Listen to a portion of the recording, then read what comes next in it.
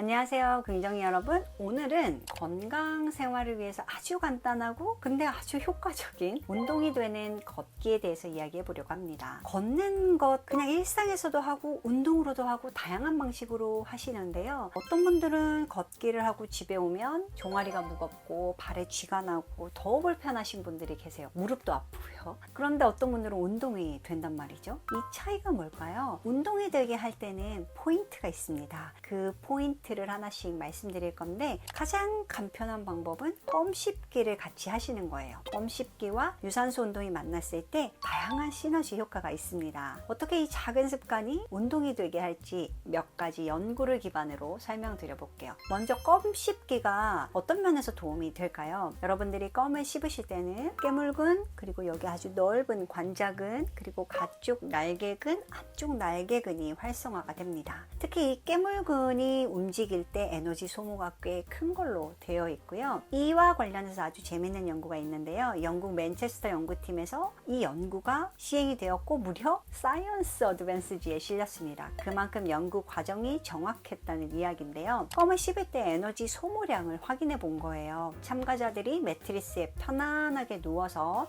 아무 일도 하지 않을 때 그냥 내가 살아있음, 생존을 위해서 필요한 에너지 대사량, 그것을 기초 대사량이라고 하는데요. 이런 기초 대사량을 측정하고 그 뒤에 그 자세에서 껌을 추가로 씹을 때 발생하는 대사량을 측정했습니다. 그러면 그 차이가 바로 껌을 씹을 때 추가로 생기는 에너지 대사량이겠죠. 부드러운 껌을 씹을 때는 대사량의 10%, 딱딱한 껌을 씹을 때는 15%가 늘어났습니다. 가만히 있고 얼굴에 근육 몇 개를 움직였을 뿐인데 10%를 올린다는 건 정말 큰 차이입니다. 근데 이런 연구를 듣고 에너지 소모를 위해서 누워서 껌을 씹으시라는 얘기는 아니에요. 현실에서는 몸을 움직이셔야 되고 그때 껌을 잘 활용하면 더 시너지 효과가 있구나, 이 포인트를 가져가시면 좋겠습니다. 가만히 있을 때 그리고 또 산책을 할 때 껌을 씹는 효과에 대해서 비교한 연구도 있더라고요. 네, 일본에서 시행한 연구인데요. 일본 와세다 대학에서 그냥 일상생활을 할 때 껌 씹기, 산책을 할 때 껌 씹기, 이 연령대별로 비교를 했는데 첫 번째 50세 이전의 분들은 껌 씹기가 추가되는 것에 심박수가 늘어난다거나, 그러니까 기초 대사량 문제가 아니고요. 심혈관계 자극이 어느 정도 추가가 되는지를 본 연구인데 50세 이전의 분들은 큰 차이는 없었어요. 50세 이후의 분들은요. 산책을 하실 때 껌을 추가로 씹으시면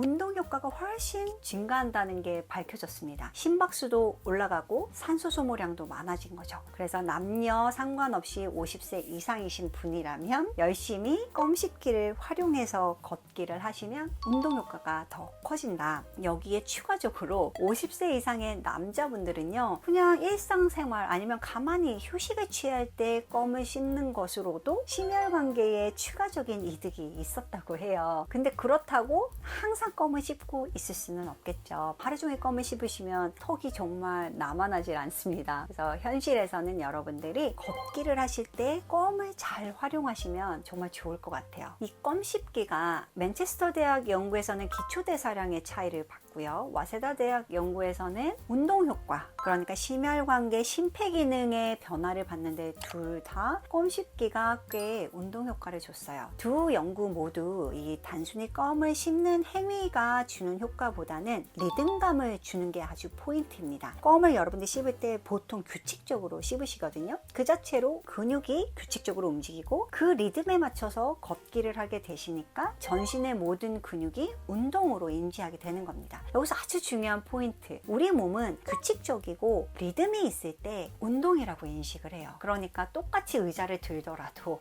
똑같이 걷더라도 그냥 대충 걷는 거 말고요, 하나 둘 하나 둘, 이 박자를 맞춰서 걸으시면 어떤 행위를 하든 운동으로 인식할 수 있습니다. 이게 정말 중요한 포인트예요.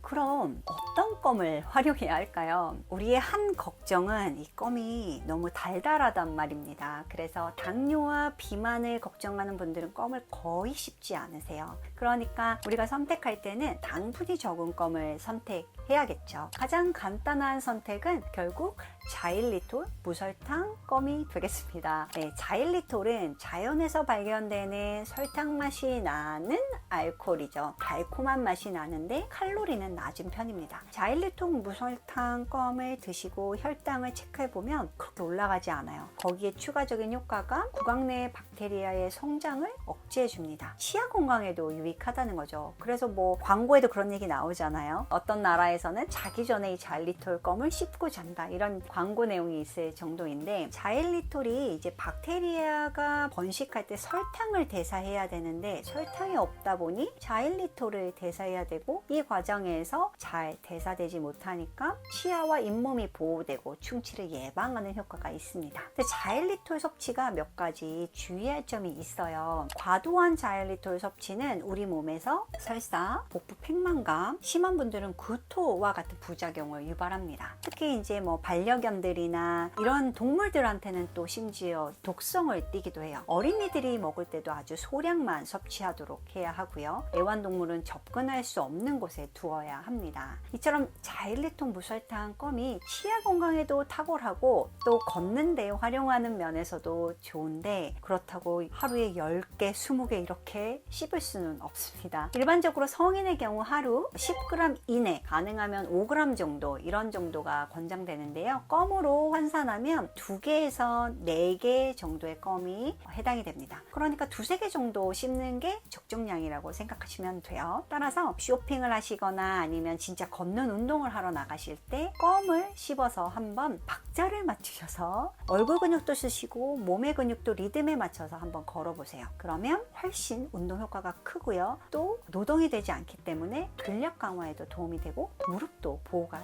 됩니다. 만약 내가 치아의 문제로 껌 씹기가 어렵다면 이 원리의 포인트는 리듬이라고 했죠. 마음속으로 하나, 둘, 하나, 박자를 맞추시는 방법도 있고요. 그게 재미없으면 음악을 들으시면서 박자에 맞춰서 걷는 방법도 있습니다. 여러 가지 방법을 활용해서 사소한 걷는 생활 습관이 여러분들에게 운동이 되게 하는 현명한 생활을 하시길 바랍니다. 다음에는 더 유익하고 실용적인 건강 정보로 찾아뵙겠습니다. 오늘도 건강하고 긍정적인 하루 되세요. 감사합니다.